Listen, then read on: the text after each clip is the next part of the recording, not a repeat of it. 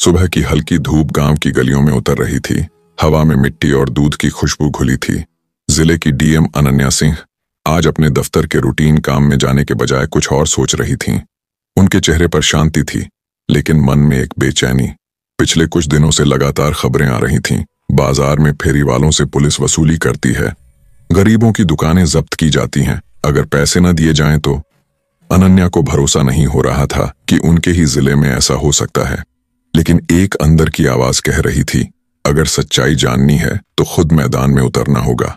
अगली सुबह किसी को बिना बताए अनन्या ने अपनी सरकारी कार और सिक्योरिटी गार्ड दोनों से छुट्टी ली। वह आज सादा सलवार कुर्ता और दुपट्टा पहनकर पुराने जूते डालकर एक आम औरत की तरह निकली।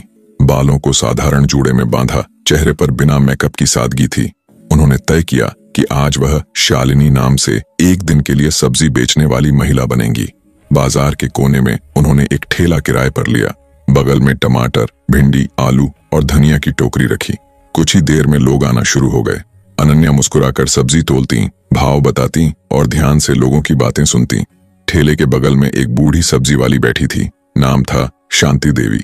झुर्रियों भरे चेहरे पर मेहनत की लकीरें थीं। वह धीमे स्वर में बोली, बहन नई आई हो क्या? संभल कर रहना, यहाँ रोज पुलिस वाले आते हैं। अनन्या ने चौंक कर पूछा, क्यों? वो तो कानून के रक्षक हैं, डर किस बात का?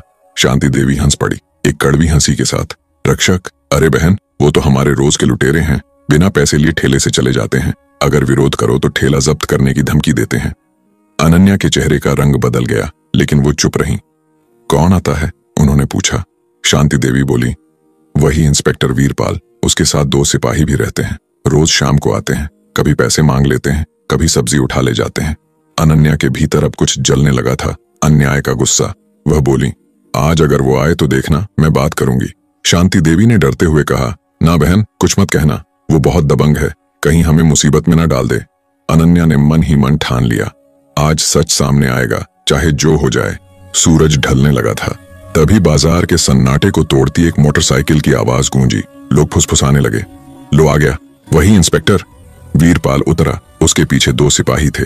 उसने चारों ओर देखा, फिर ठेले की तरफ बढ़ा। शांति देवी के चेहरे पर डर छा गया। वीरपाल ने हंसते हुए कहा, क्यों शांति, आज क्या नया माल लाई? चलो, आधा किलो टमाटर, 1 किलो आलू और थोड़ा धनिया दे दो, जल्दी। अनन्या ने शांति देवी के डर को देखा।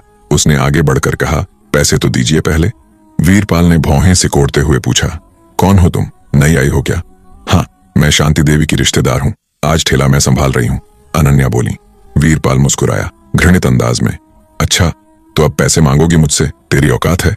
अनन्या शांत आवाज में बोली, औकात सबकी होती है साहब, कोई ईमान की, कोई इंसाफ की। वीरपाल का चेहरा लाल हो गया। उसने सबके सामने ठेले पर हाथ मारा। सब्जियां बिखर गईं।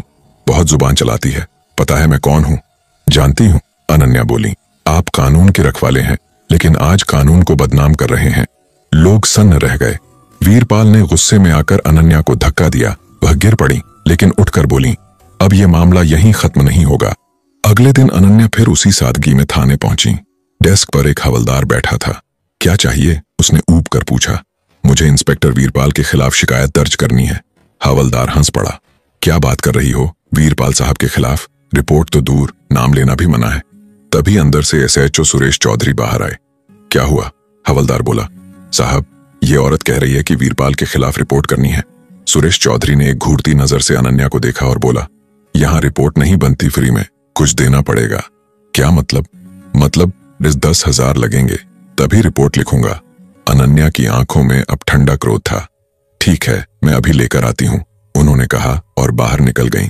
अगली सुबह थाने के सामने सरकारी गाड़ी रुकी। गाड़ी से उतरी वही औरत, लेकिन अब वह डीएम अनन्या सिंह थीं। स्मार्ट यूनिफॉर्म में, गले में आईडी कार्ड, पीछे 2 गार्ड। पूरा थाना हिल गया। हवलदार कुर्सी से उछल पड़ा। वीरपाल और सुरेश चौधरी दोनों अंदर से बाहर आए और उनके चेहरों पर खौफ साफ दिखा। अनन्या ने सख्त स्वर में कहा, तो यही है वो थाना जहां गरीबों की रिपोर्ट 10,000 में बिकती है। सन्नाटा छा गया।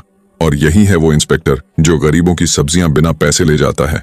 वीरपाल कांपने लगा। मैडम, माफ कीजिए, गलती हो गई। गलती? अनन्या की आवाज गूंज उठी।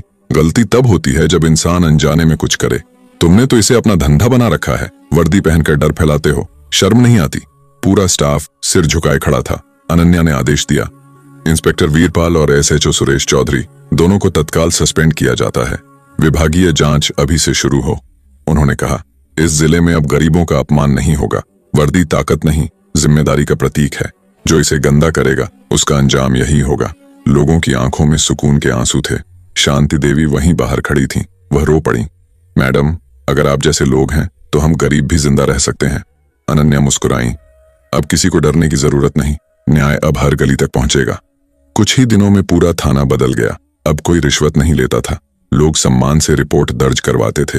बाजार में सब्जी वालों के चेहरे पर मुस्कान लौट आई थी। अनन्या अक्सर सादे कपड़ों में निकलती, देखती कि उनके जिले में कहीं अन्याय न हो।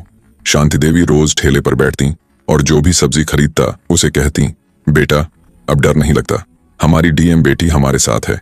ये कहानी हमें सिखाती है कि पद बड़ा नहीं, कर्म बड़ा होता है। वर्दी या कुर्सी से नहीं, ईमान से इंसाफ होता है। अगर एक सच्चा इंसान आगे बढ़े तो पूरा सिस्टम झुक जाता है। डीएम अनन्या ने साबित किया कि हिम्मत और सच्चाई अगर साथ हों तो बदलाव नामुमकिन नहीं।